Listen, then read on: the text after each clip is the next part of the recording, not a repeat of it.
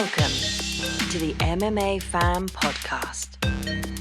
Ladies and gentlemen, I give you Stu and Blake.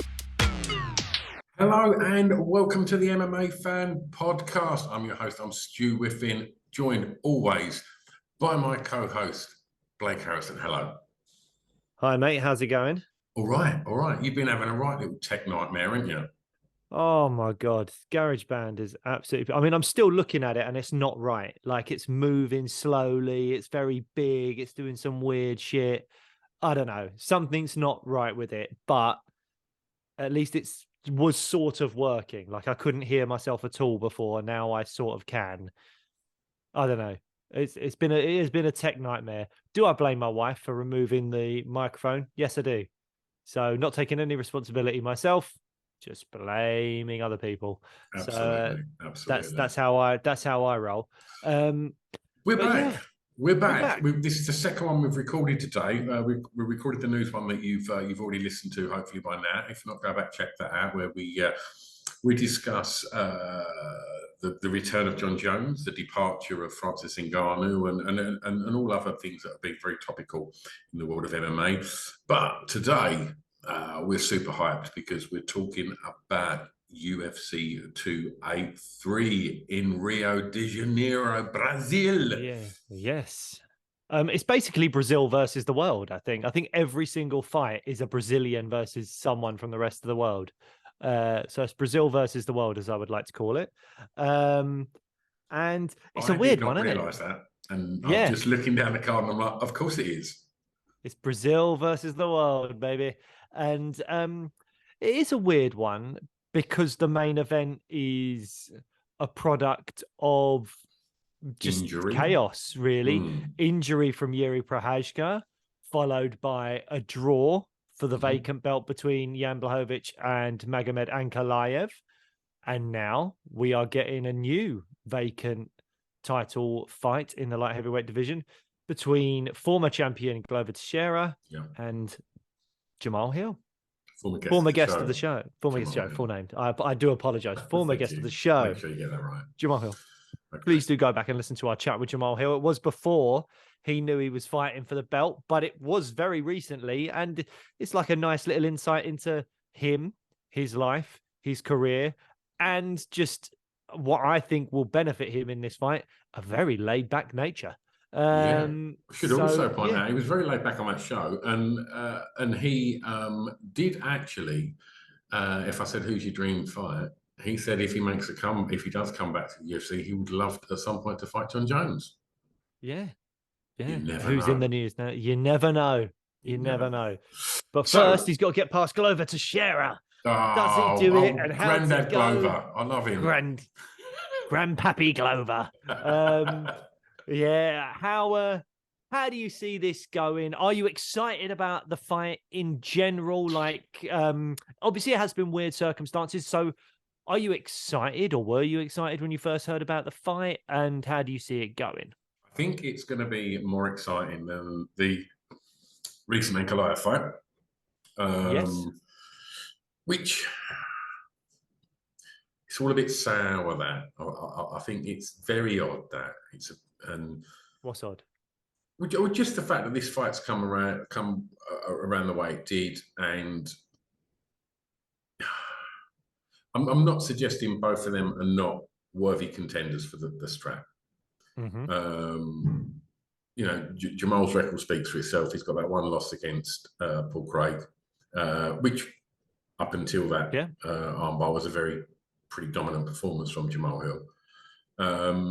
Was it? I just remember Craig dragging him to the ground. And, okay. He went full bear jiu-jitsu. Well, we're going to see some bear jiu-jitsu a little bit later. Yeah. We'll get on to that. Yeah. How do I see this fight going?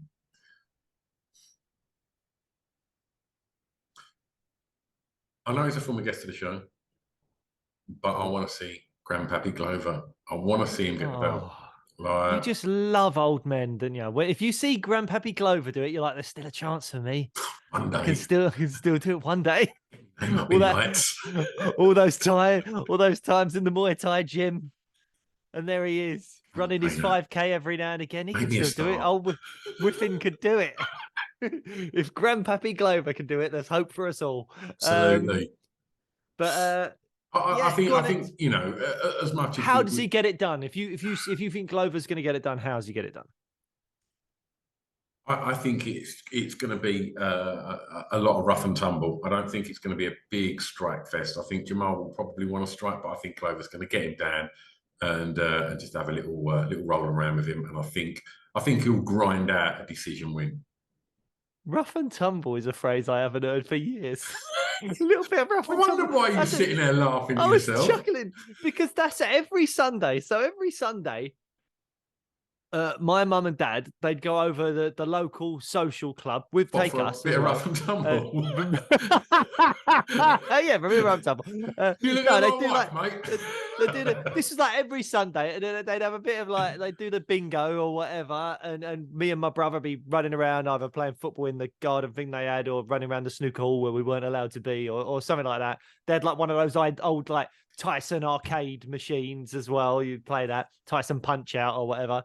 And then you come home, my dad would watch the football, and in the gap between the football finishing and the Simpsons starting at 6 o'clock, there was like half an hour where we would do what my dad called rough and tumble. And it would just be like us wrestling each other. So my dad would just get on his knees, and just like me and my brother would be like jumping and trying to hit him, and he'd just be picking us up and slamming us down. I was like, that's rough and tumble to me. So it made me chuckle. Anyway, I digress. Don't get me wrong. I would quite happily pay money to see, maybe strip a couple of the rules back and make Jamal Hill fight Glover Teixeira in a car park of a working men's club. I'll be well up for that. This is back at home. We weren't like trying to kick the shit out of my dad in the car park. We were back at home in the living room, jumping off the sofas. Love it. Anyway. So I think Glover's going to grind out a win. How do you see it? I think it's relatively hard to call, because the obvious storyline would be Jamal needs to keep away and keep that range and distance, use those long limbs, and Glover needs to get him to the ground. He's very good at, and Glover needs to get him to the ground. If I rewatched a bit of the Thiago Santos Jamal Hill fight, Jamal Hill was pretty good at getting back to his feet. But he did get taken down a fair amount of times, particularly, I think, towards the end of maybe like in the third round and stuff like that. He was taken down a lot, but he was just really good at getting back to his feet. Santos is not the grappler Glover is. Glover is a much more accomplished grappler, and has got much better top pressure and all that kind of stuff. So that is a big step up for Jamal, I think. I think as the fight goes on, I was going to say it's going to get harder and harder for Jamal to stop those takedowns. But the contradiction to that would be Grandpappy Glover is 43. He's 12 years older than Jamal Hill, who's in his prime. And that fight with Yuri, man, what a fight that was. That fight with Yuri Prochazka a year ago. That's one of those fights, though, where people talk about you're never quite the same afterwards. Like that, it takes something away from you. A war like that leaves you've given a part of yourself to that fight that you can never reclaim. And will Glover be able to absorb the shots the way he does before? I mean, we spoke about on our predictions episode where we predicted the champions. I think we mentioned this fight. We predicted who would be champs by the end of 2023. And I mentioned that Glover's head is it's like a boulder. Like the man has a huge cranium, and that can really absorb the shots. But Jamal does hit hard. It's a year after that war with Prochazka. He's 43 years old. Can he keep doing it? Can he keep absorbing those strikes and getting the takedowns and stuff like that? I don't know. But then again, mentally, it's a whole different world for Hill. I think Hill, from our chat with him, is pretty laid back, pretty chilled out. I don't think much phases him. However, to fight for the very first time for a title, to fight in enemy territory in Rio de Janeiro, where Glover's the hometown guy, everyone's going to be cheering his name and booing Jamal Hill. How will he cope with that pressure? I like to think he'll deal with it well, but it's a question that there won't be an answer for until the night itself. I think on paper, Glover has more ways to win. He does have heavy hands. He can clip Jamal, and he's got those takedowns and there's such superior grappling. Look what he did to Jan Blachowicz. Like, he just mauled him. But Jamal's got good boxing, great shots. If he can keep away, you never know. I think on paper, Glover's got the more chance to win. I just have a sneaking suspicion that Jamal might be able to do it. And I don't know what that's based on. It's just like a gut feeling that maybe Jamal can do it. So I'm going to go with Jamal, but I'm not overly confident. But I think Jamal could do it. Big talk. Big talk, yeah, sure. Just before we get on to the next fight, I've just seen something. We'll go on. Which involves a Brazilian. So rumour is, I don't know if this is old news to you. I know you're generally more hot on the press than me, but apparently the talks are happening for Charles Oliveira, Beneil Dariush. All the talks, I didn't know the talks were happening for that. I was hoping that there might be something like, I mean, really, I think Beneil should fight Poirier. Mm-hmm. But I think Future champ, Poirier. God, please go and listen to our prediction episode for who will be champs at the end of 2023. Stu's picked some absolute corkers, and one of them, and please, let's not give it away now. There's a world in which Stu thinks at the end of 23, Dustin Poirier is the UFC lightweight champion of the world. And I was gobsmacked, absolutely gobsmacked by that pick. And he had one or two that were out there, but that one took the fucking biscuit and it ate it and crapped it out. It was unbelievable, that pick. So yeah, please go and listen to that if you haven't done yet. It's on YouTube. It's where you get your podcasts and all that stuff. So we did also talk about, and I think I chose Figgy to be the champ at the end of the year. You did. But going back on that, I think Beneil Oliveira is a fantastic fight, by the way. If that does happen, that's a great fight. It's exactly what Beneil needs, that or Poirier or something like that. I think Poirier would have been better because if either one wins, they should get a shot. Whereas if Oliveira beats Beneil, I don't think he should get a shot right away. I don't think he should rematch Islam. Beneil gets that win. You cannot put anything in front of him other than the champ. Well, you say that, but I feel like he's been in that position for a couple of years now. And he don't do himself any favours by just going, fight whoever. Oh, fight 10 guys. No, Beneil. No, Benny. You idiot, Benny. So yeah, he's got a win against Oliveira, which is going to be a fantastic fight. Jesus, really great fight. I think I'd favour Oliveira actually, but you never know. But yeah, that'd be a fantastic fight. But moving on to, as you say, Figueiredo Moreno 4, the tetralogy. Shout out to Sheehan. Tetralogy. Yeah. Word of the day, toilet paper in the Harrison house. Yeah, there it is. And some people don't get on board with tetralogy, naming Sean Sheehan, but don't worry about it, mate. It's some of it. If you want to say quadrology, you can. Just know you're wrong. But yes, the tetralogy, Figgy Moreno 4. Are you excited to see this throwdown again? This is my fight of the card. This is the one. If this could headline the card, we didn't need Jamal Hill, Glover Teixeira for me. Mm-hmm. This is the fight. All three of their fights, every single one of them have been absolute corkers. Absolute, fantastic fights. Mm-hmm. All three of them.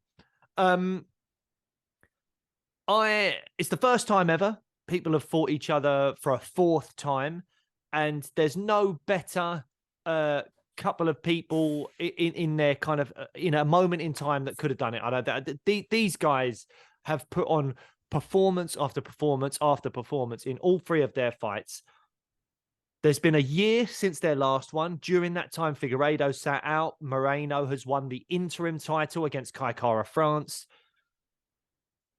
Figueiredo is 36 now, I believe. Oh, no, he's 35, I think. And we've spoken about this on a couple of episodes, and I'll say it again. Sorry to bore you, everyone. The lower weight classes, you age like milk.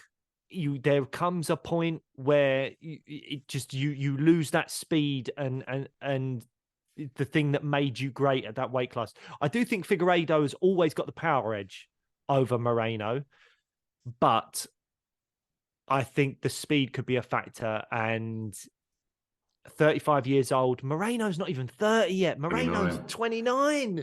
It's just like he's getting better and better. And I just feel like Moreno can do him, because I mean, I still think it'll be a close fight because I think these two are so evenly matched and so brilliant.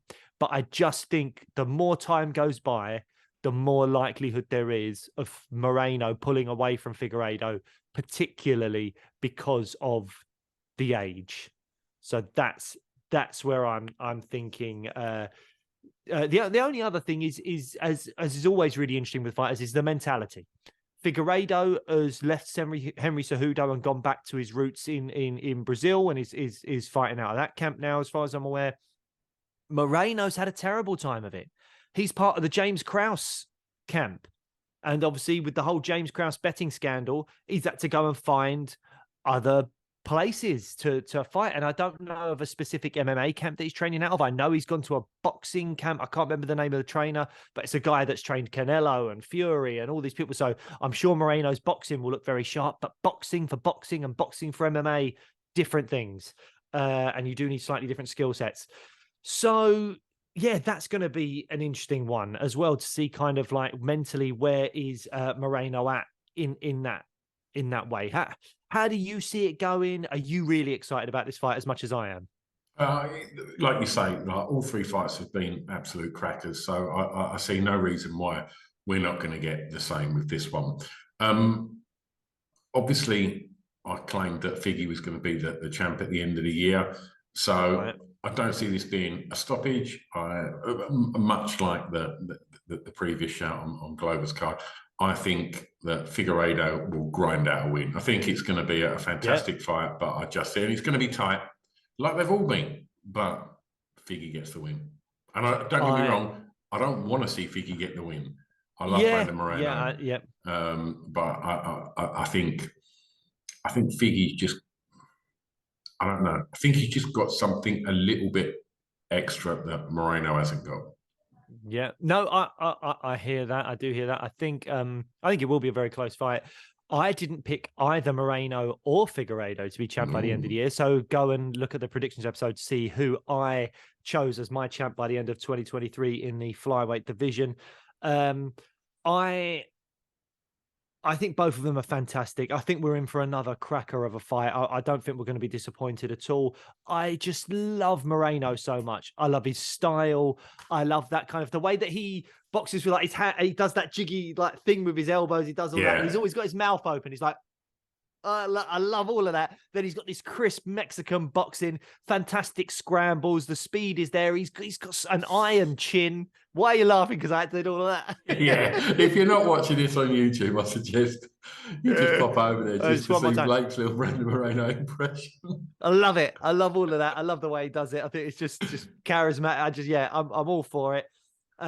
So as I think heart and head, I'm going Moreno. I mean, the guy builds Lego. I love him. Man. I love all of that. But I mean, how funny would it be, given the craziness that we've had over the last couple of months with within the UFC, Francis leaving, billboards going up with fights earlier than they should, Ankalaev and Yan getting a draw, and the vacant belt fighting again with two new fighters.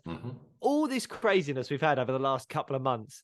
Wouldn't it be funny if something crazy happened, like Figueiredo missed weight, so lost the belt, and then won against Moreno, and then the belt at flyweight is vacant? Why? You're being a little bit Mystic Meg here. I'm just being a bit wacky. You're trying to throw that out there on the off chance that happens. And you can dine out on that, can't you? Oh, I could do. I'm like Heath Ledger in The Joker. I just want to see the world burn, man. Just chaos. Let chaos reign.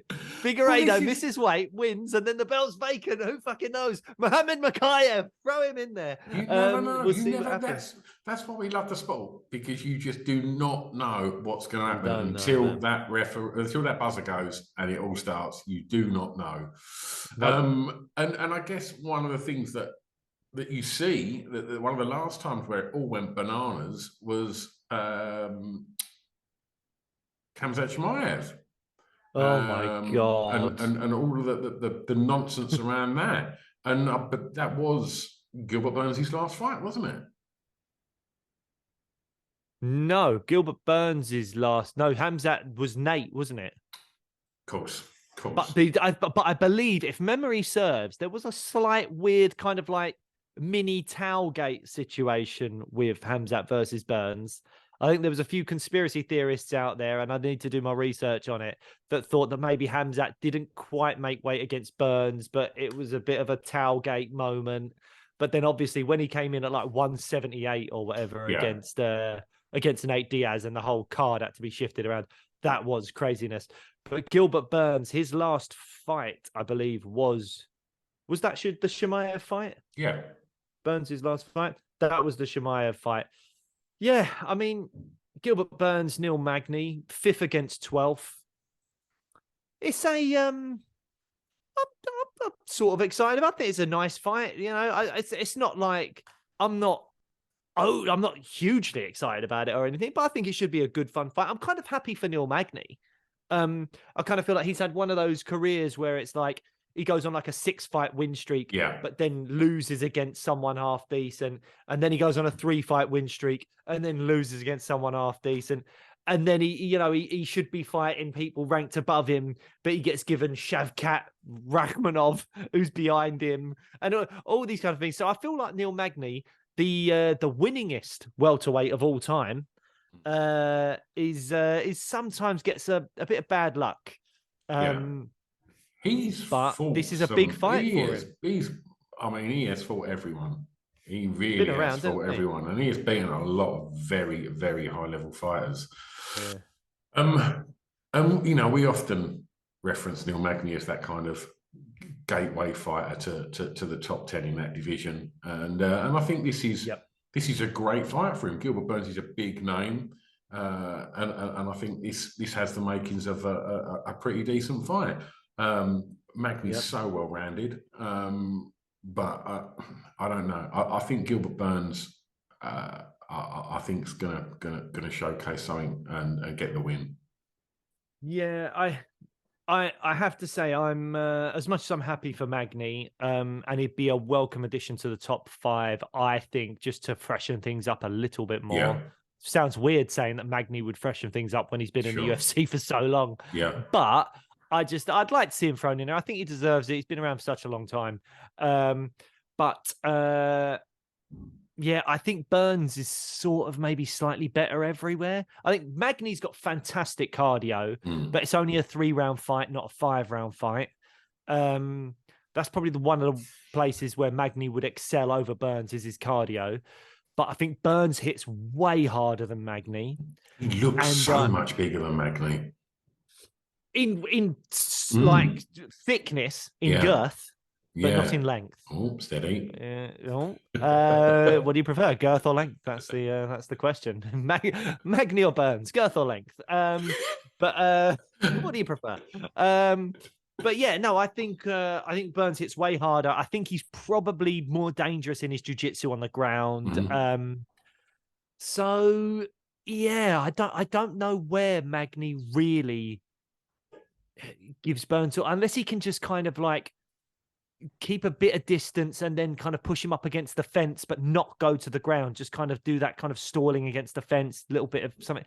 Maybe I can see Burns winning this fight. I think Magny usually falls short against the top guys.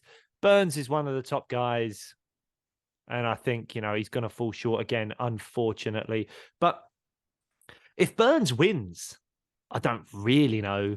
No, it's a bit of a strange fight for Gilbert Burns. I mean, I don't know what he's got to benefit from a win over Neil Magny. He's ranked way above him. Is it just a paycheck? Is it just maybe he wants to fight in Brazil?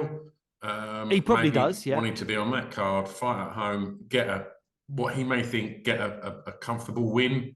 I don't know. Maybe it's just the paycheck. But when you're looking at the division, it's like Burns has been beaten by Usman. He's been beaten by Khamzat.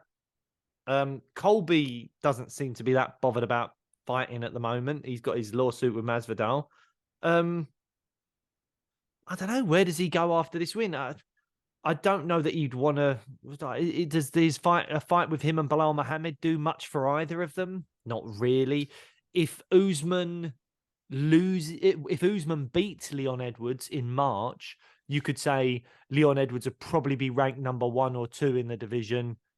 Would he get an immediate rematch? Probably not.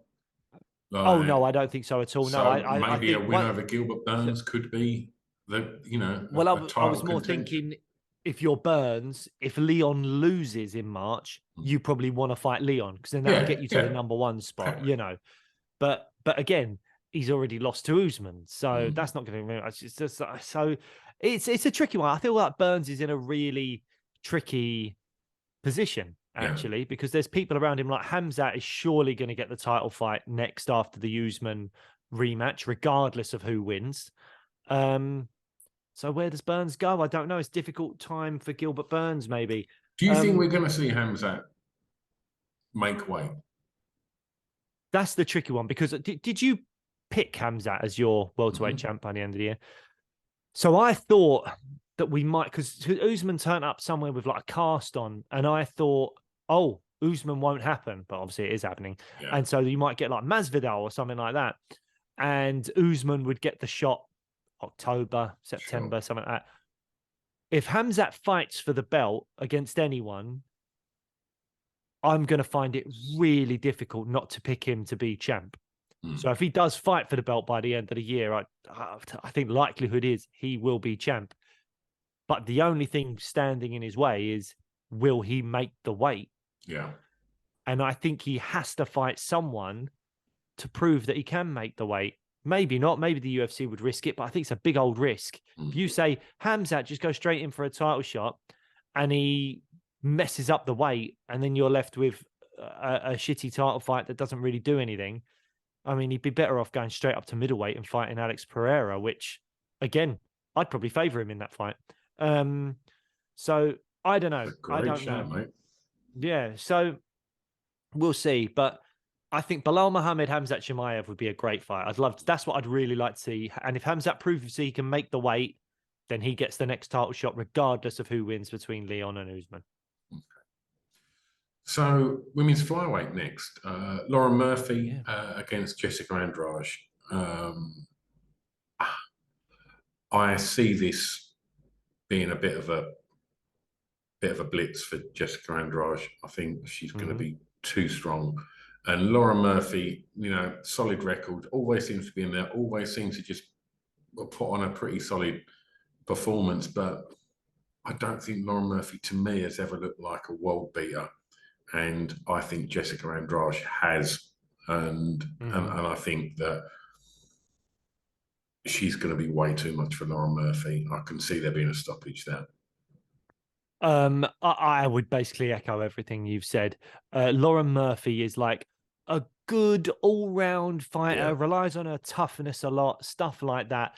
But she's not a real, she's challenged for a belt, but if she was down at strawweight, she wouldn't get close, I don't think, challenging for a belt. She should have a size advantage over Andrade. Andrade being someone that pops between strawweight and flyweight.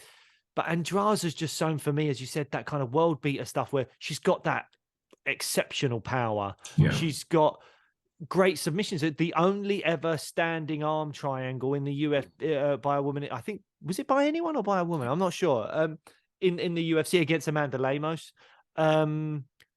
Against Amanda Lemos, so like that. Against a top, she could fight for a belt next. So she's beating top people. Caitlin Chukagian, who was like the flyweights answer to Robert Whittaker for a while, who was just second best to Valentina, but no one else could beat her for a bit.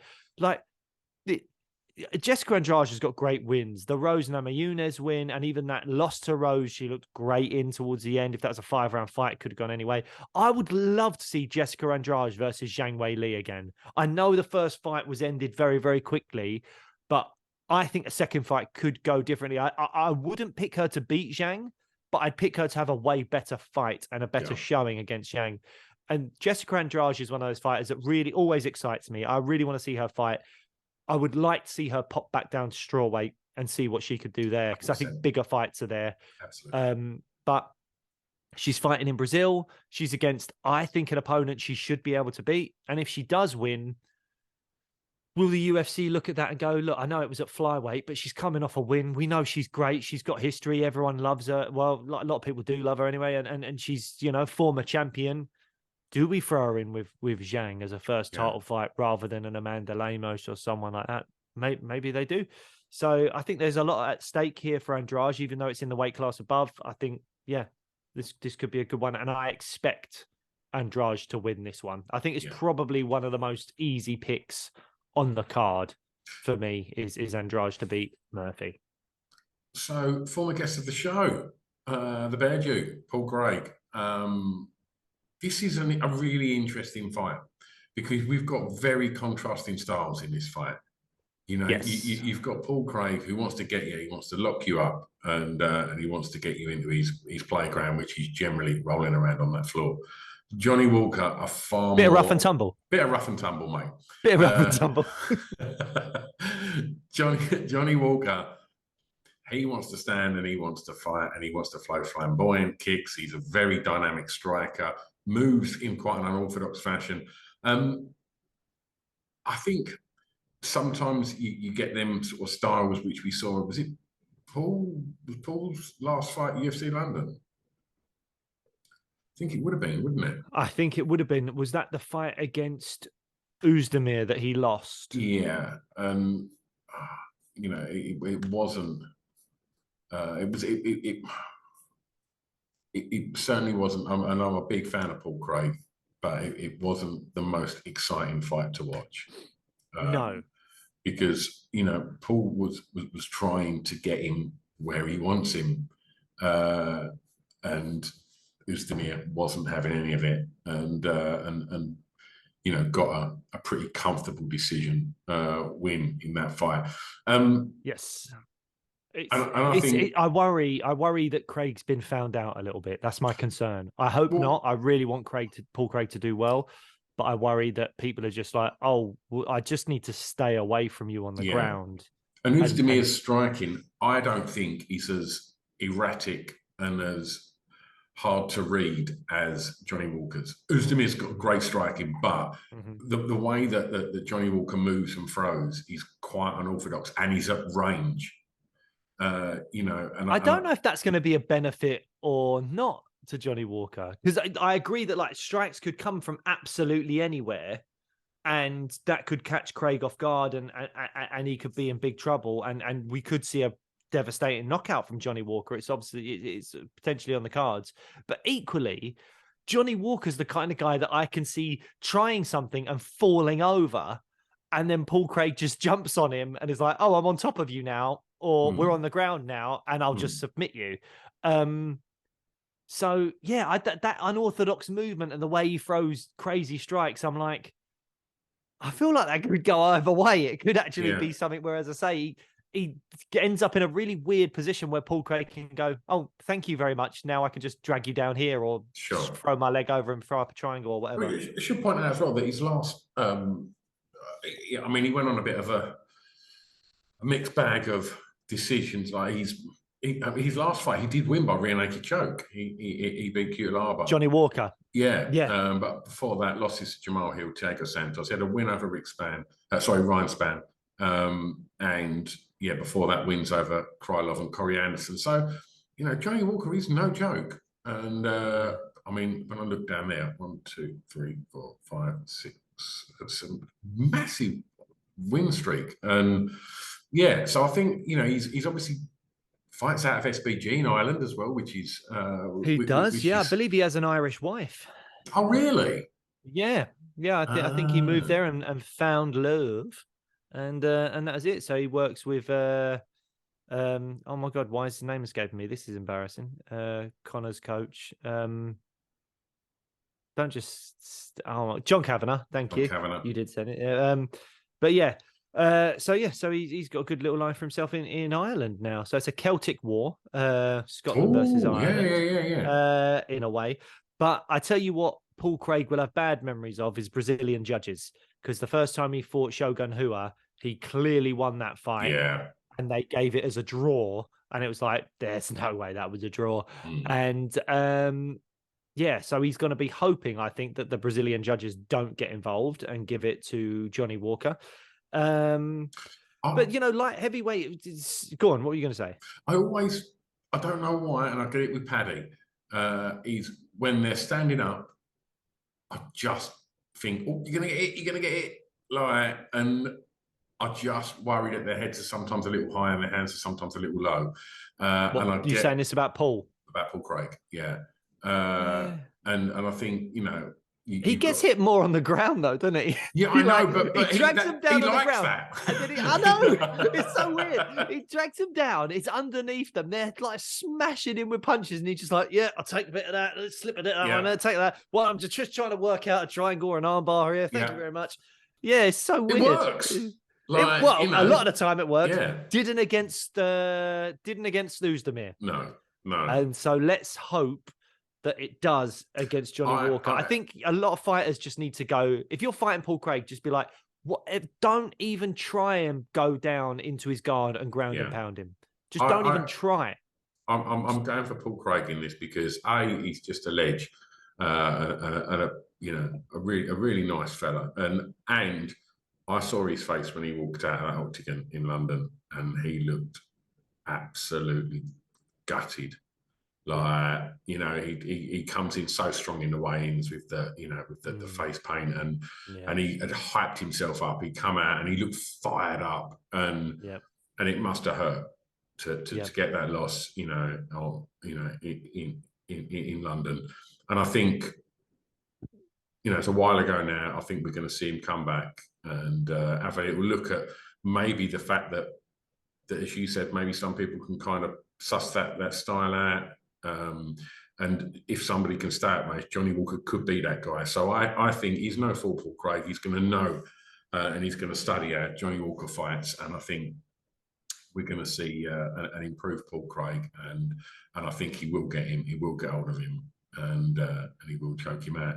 I'm quite mindful that sounded a little bit like Liam Neeson in Taken there. He will find him. He will, and he will kill you. Oh man. How do you see it going? Well, I really do think it could go either way. I'm hoping for Paul Craig. I really am. That's what I'm hoping for. But the other interesting thing is this light heavyweight division is all over the shop at the moment. Yeah.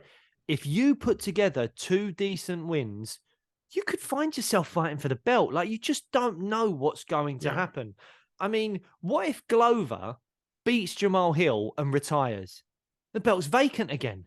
If you're coming off a win and then you get another, that's it. You could be the guy fighting for the belt. There has to be an injury here or whatever.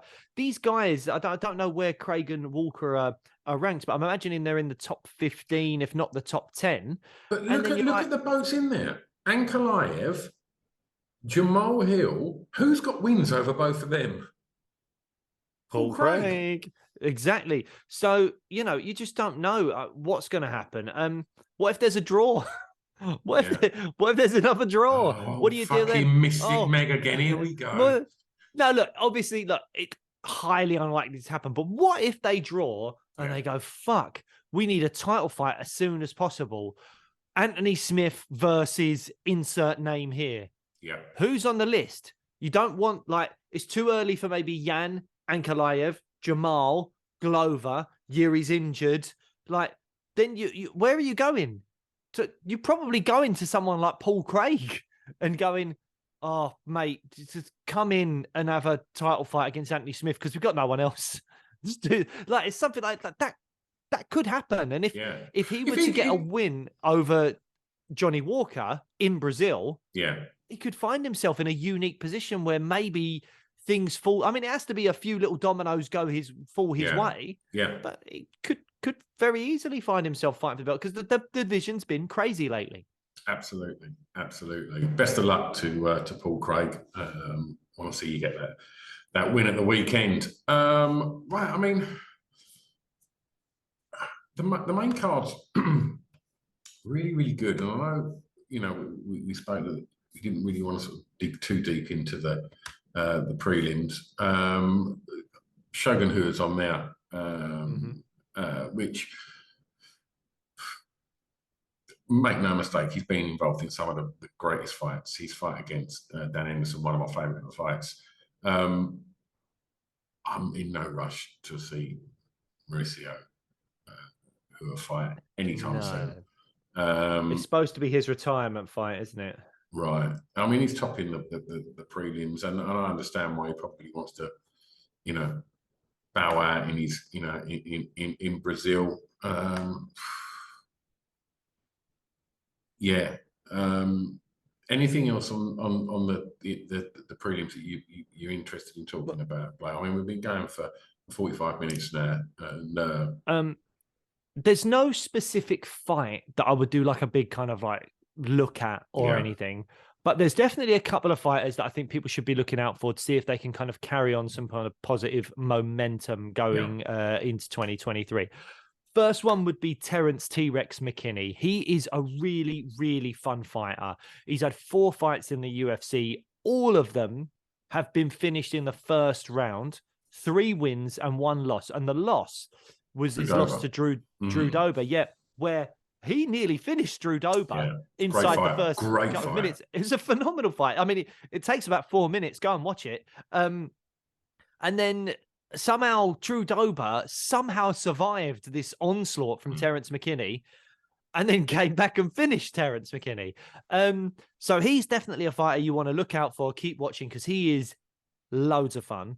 And then Jailton Almeida looks like an absolute beast at the moment. He hasn't lost since 2018. He's taking on Abdurakhimov up at heavyweight. Jailton Almeida's looking boy. He is. I mean, Jailton Almeida's actually quite light for a heavyweight. I think he usually weighs into fights at 220 something or 230 or something like that. So he probably is someone that could make light heavyweight if he wanted to. But so far, he's having success at heavyweight. So why cut the weight? You just enjoy yourself up at heavyweight. I'm sure there'll be a point when he gets to the upper echelons of that division where the weight is a factor, because I don't know that someone at 220 something can really do a huge amount against Cyril Gane, Tom Aspinall, Curtis Blades, and the likes. You know, that's a tall order. But for now, he's ripping it up. And at the end of this fight, he could be ranked in the top 15. And he looks really good. And I think we might see him drop down to light heavyweight at some point in his career if he gets a loss somewhere down the line. But he's looking really, really good. So watch out for Jailton Almeida as well. Absolutely. 12-fight win streak. I mean, you know, that's exciting. Anything else, mate? Not really, no. I mean, Gregory Rodriguez has looked all right in the last couple of fights. He got that huge, horrible gash down his forehead in his last fight against TG and Jaquani. And that was pretty awful. Also, it's called RoboCop, so I like that. He looked good. But to me, Terence McKinney and Jailton Almeida are the ones to watch on the prelims. I don't know whether their fights are going to be particularly competitive, or I don't know a huge amount about their opponents, not looked into it too much, but they are fighters that if they get wins, you could see them a lot more in 2023, really pushing into the rankings and doing well. And come 2024, they are the names on everyone's lips, maybe. We'll wait and see. Absolutely. And, you know, in regards to 2023, go and check out our prediction show where Blake and I go through how we see this year panning out and who we think will be crowned the champs at the end of the year. Also, when this episode drops, once you finish listening to this one, whether you're going to be on YouTube or wherever you get your podcast from, in the comments below, let us know who you think is going to get the wins on these. Let us know what your thoughts are. Let us know if you think I'm sitting on the fence, and let us know if you think Blake shouldn't use words like tetralogy, was it? Tetralogy, yeah. There you go. But yeah, so some great fights this weekend in Brazil. Hope you enjoy it wherever you're watching it. Give us a like, love, share on the socials. We're on all the usual platforms. And subscribe to us on YouTube or wherever you get your podcasts. And we're back next time for the post-fight show, right? We are back next time. And also, if you haven't listened to it yet, we have a news episode that should be out now as well, where we discussed all the comings and goings of recent big news stories, including the release of Francis Ngannou from his contract, the vacant heavyweight title fight that's now going to be fought between the returning John Jones and Cyril Gane, as well as Leon Edwards, Usman, Rafael Fiziev, Justin Gaethje, and a few other things as well. So, yeah, go and check that out. And if you want even more, then go and check out interviews with Jamal Hill, with Paul Craig. There's a lovely story from Paul Craig when he talks about the break. Was it an actual break of Jamal Hill's arm? I think it was. And what they done afterwards, how they hung out afterwards, and the state that Paul Craig got in afterwards. It's a lovely story, and it'll make you love both of them fighters even more. There's a lot of respect between them, and it's a really, really fun story. And it was only a month or so ago that we had Jamal on the show as well. So go check out them. And other than that, we're done. We're done. Bye, Bye guys.